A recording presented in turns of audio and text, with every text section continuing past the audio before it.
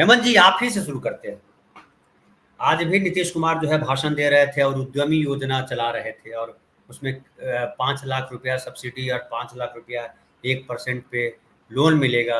कई समूह को तो लोन का इंटरेस्ट भी नहीं भरना, 0% लोन मिलेगा। 10 लाख रुपया दिए जाने की बात है, और बतला रहे थे कि 8,000 से ज़्यादा लोगों को इसका लाभ अभी मिला है। तो नीतीश कुमार जो कर रहे हैं, तमाम कोशिशों के बाद बीजेपी क्या उनसे उबर पा रही है? बीजेपी के सामने नीतीश कुमार अब भी चुनौती हैं, या नीतीश कुमार अब चुक गए? धनंजय जी, बीजेपी की दिक्कत बिहार में यह है कि बीजेपी के पास कोई ऐसा सेंटर नहीं है, न्यूक्लियस नहीं है जहां जिसके इर्द गिर्द बीजेपी वो गोलबंद हो।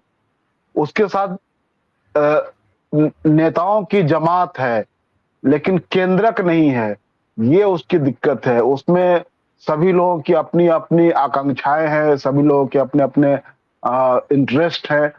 तो और इसमें प्रदेश अध्यक्ष जो नए वाले हैं, सम्राट चौधरी हैं, विजय कुमार सिन्हा हैं, उसके बाद नित्यानंद राय हैं, गिरिराज सिंह हैं, सुशील कुमार मोदी हैं। तो इतने इतने लोग उनके नेताओं की जमात है, लेकिन केंद्रक नहीं है। बीजेपी का जो शीर्ष नेतृत्व है वो चाहता है कि सम्राट चौधरी को केंद्र में रख करके पूरी कवायद आगे बढ़ाई जाए। लेकिन जो अनुभव बताता है उत्तर प्रदेश का मौर्य वाला जो अनुभव है, केशव प्रसाद मौर्य वाला, तो उसमें क्या हुआ? केशव प्रसाद मौर्य को सामने रख करके पूरा चुनाव बीजेपी ने लड़ा। सत्ता जब हाथ में आई तो मुख्यमंत्री उन्होंने योगी आदित्यनाथ को बना दिया।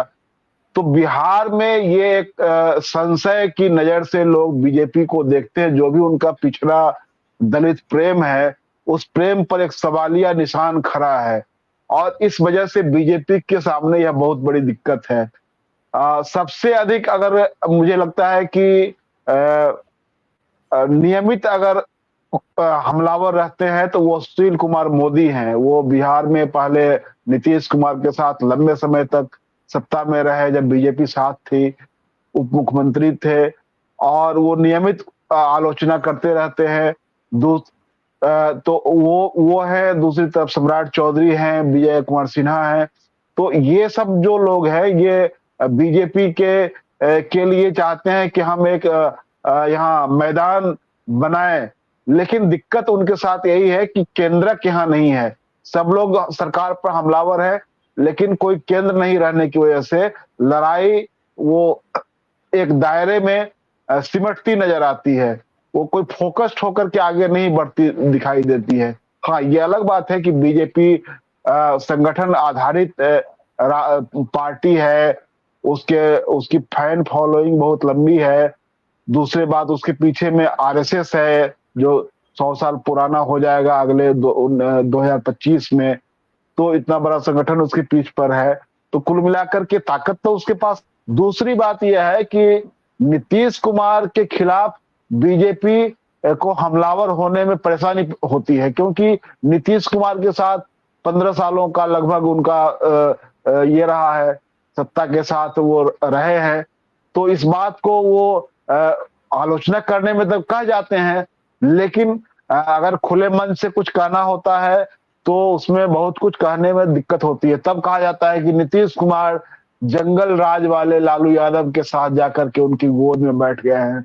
तो लालू यादव को, तेजस्वी यादव को जंगल राज का प्रतीक बता करके नीतीश कुमार को अलग करने की कोशिश की जाती है कि नीतीश कुमार जो है गलती से उधर चले गए हुए हैं और उन्होंने एक गलत रास्ता चुन लिया है, इसलिए नीतीश कुमार को भी हराना है और लालू यादव को भी हराना है। लेकिन इस मामले में ये बीजेपी को पता है कि नीतीश और लालू जब साथ आ जाते हैं, या उसी तरह की ताकत का निर्माण करता है जैसे कि नीतीश बीजेपी के साथ चले जाते हैं, तो वो अभी एक समझिए कि बहुत अपराजय किस्म का संशय बन जाता है। और इधर अगर नीतीश लालू एक साथ हो जाते हैं तो वो तो और भी बड़ा मारक संशय हो जाता है। तो कुल मिलाकर की स्थिति ये है कि उस बीजेपी आज की तारीख में इन्हीं दो तरह के विरोधाभासों के बीच में झूल रही है। वो लड़ती हुई दिखाई तो देती है, लेकिन लड़ाई उसकी वो चक्कर काटती हुई दिखती है।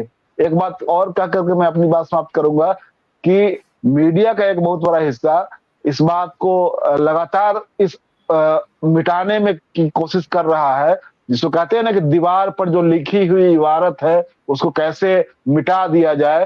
तो बिहार में जो जाति सर्वेक्षण के जरिए जो कुछ भी सामने आया है उसको कैसे, उसके असर को, उसके प्रभाव को, उसके परसेप्शन को कैसे खत्म किया जाए, ये कोशिश हो रही है।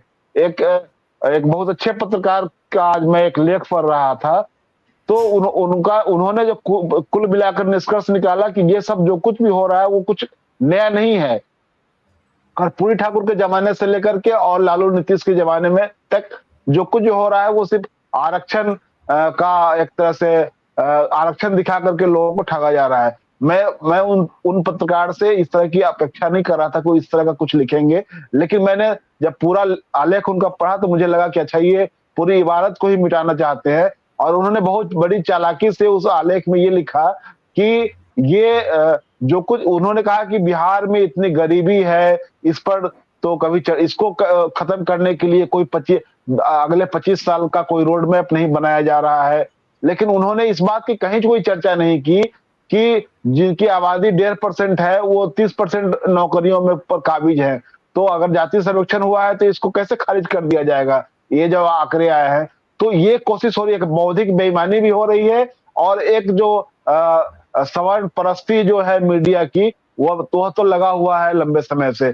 तो बीजेपी के लिए ये तमाम लोग बैटिंग कर रहे हैं, लेकिन उसके बावजूद भी, मीडिया की बैटिंग के बावजूद भी बीजेपी का जो विरोधाभास है, जो कॉन्ट्राडिक्शन है उसके भीतर में इन दो चीजों को लेकर के वो कायम है। और बीजेपी जब तक इन कॉन्ट्राडिक्शंस को ये नहीं करती है, रिजॉल्व नहीं करती है, उसका कोई एक नेता, सर्वमान्य नेता सामने नहीं आता है, तो वो तब तक मुझे लगता है कि बीजेपी के लिए परेशानी खड़ी होगी, बीजेपी के लिए दिक्कत सामने है।